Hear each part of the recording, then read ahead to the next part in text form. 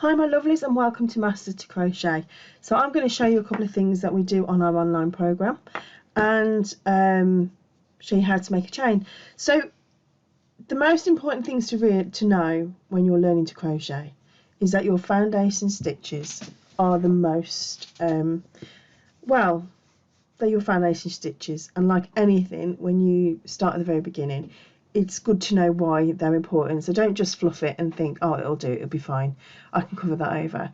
Always start with the means to start well, because if you do, it's going to pay back in dividends. So it's going to make you feel much more hopeful about your project, much more inspired by your project, and you're not going to have to wait 20 rows before it actually starts looking the way that you expect it to look.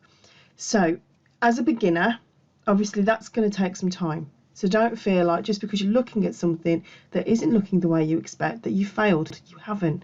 A lot of it comes down to practice. So if you start off with some good habits and some good methods, eventually that will happen. It will come together. So don't beat yourself up right now. So first of all, let's do a slip knot. So I do it a couple of ways. Anybody that has my face-to-face classes will know that I also use my hook, but if you're going to use your fingers, which is probably my predominant way of working because it's so quick. So I have my tail away from me. I'm pinching it between my fingers. Then what I'm going to do is I'm going to remove my finger there and put my finger like that. I'm going to wrap the wool around my hook and bring the wool towards my body. Then I'm going to switch fingers again and then work like that. So that wool is now pinched between those fingers. Okay. Next thing you do is you pull that wool over your thumb, and the wool that you're pinching, which is right here, the middle one, is what you pick up, and that is your slip knot. And then all you need to do then at this point, now this is the key thing, and this is where things can go wrong. Don't pull straight away. Pull slightly just so it comes together, but don't pull too hard. And then I want you to hold your knot in between your fingers and then find the wool that's going to bring it down to size, like so. Okay? And then you can put your hook inside, like so, and then just bring it up slowly, just so it's tight enough that it can't fall off, but it's not tight, loose enough that it's going to fall off. But also, can you get your hook in out of there nice and smoothly, because that's also really important. If you make that hook too tight, it's going to be too engaged on your hook, which means you're not going to be able to maneuver it no matter how you turn your hook. So the next thing is get your hand into shape. Make sure your tail end is towards your body and your working yarn is weaving through your fingers. You'll see on multiple videos that I do that I weave my wool in like that. But if you're over tensing, you may find that you don't want to use these last two fingers, and just enough there. You may find you want to wrap it around that finger just for a little bit of comfort and just leave it there. Now there's lots of ways to hold your wool, but the important point about holding your wool is, will your wool move through your fingers smoothly, or is there going to be some resistance? If there's some resistance, then you may not be holding it correctly. But again, there's no right or wrong to how you hold your wool. It's all down to personal preference and what feels right for you. And this is something you'll find as you work, as you go along, and as you learn more. Certain stitches, certain wools will require you to hold it different. But this is double knit, and this is how I hold it. Again, it's my method, it's not the only method. So the next thing to do is to pull your wool slightly away, just so you can manoeuvre your fingers into position. Again, this is how I hold my wool. I like this open space.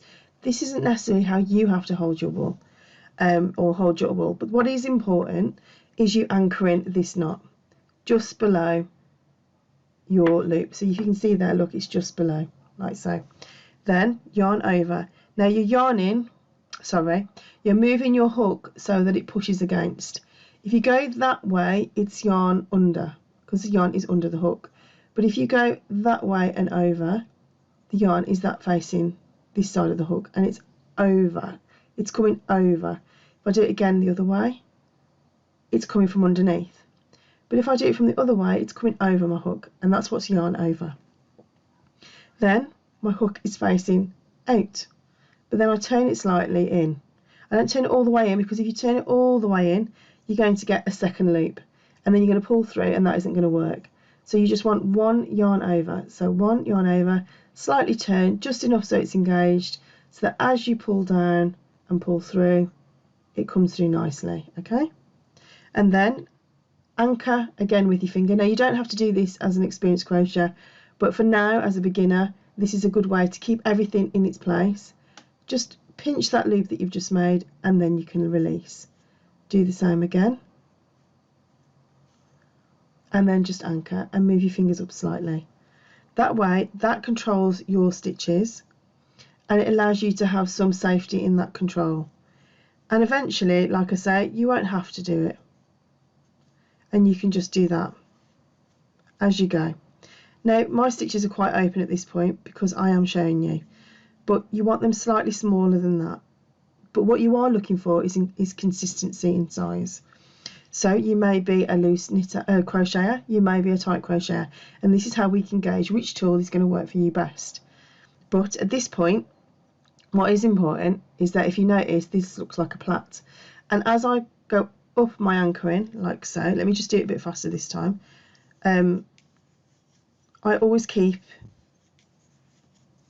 my plait facing towards me, and in between that pinch, the flat is at the top. How can I explain it better for you? Put it this way. If I was holding this pen and I have this writing here, as I'm going up, I'm making sure that that writing stays in its place. The same with the plait. As I'm holding it, I'm making sure that that plait stays like that. It doesn't lose direction. It doesn't, because if it does, that also means that you're going to have a wibbly wobbly chain with inconsistencies. So I can go up after a couple of them, but again, if you notice, I do hold the bottom chain just to give me some tension enough for me to move up the ladder. So I'm almost doing Incy Wincy Spider. I'm kind of doing this motion and using both my hands to anchor. But this is a good exercise to warm your hands up. It's also a good exercise to prior to a project in warming your hands up, as I've just said, but it's also good to see where you're at as well. So if you've got tired hands or arthritic hands for any reason, or you're using a new hook that you've just bought, get your head around how that hook feels first and use your chains to your benefit. So you can see how mine's slightly changed. This is the first time I've used this hook, so you can see how that is proof in the pudding, because you can see a little bit of an inconsistency here. There's a bit of a loose loop there, but then all of a sudden it starts to become more consistent. And a lot of that isn't just the fact that I've got used to this hook, it's how I'm anchoring, what feels comfortable to me. So for me, for you, well, for me it's slightly different, but for you as a beginner, I would say hold here and then move up and then pull you all through. And then as you get a bit quicker, you can start doing a few more rather than just the one, and you can just work it up. I wouldn't go any more than 4. Straight away, look, I can see there's an issue there. So if I see that and it's part of my make, I can put my hook through the middle of that plait and I can just bring everything back, and there's no issues with my chain, and I can just start again.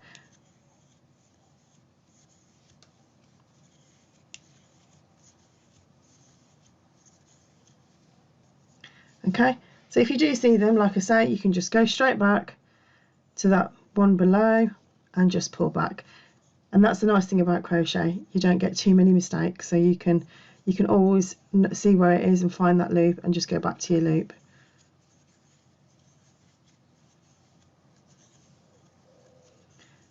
And I'm just working this quick just so you can see how my hands work.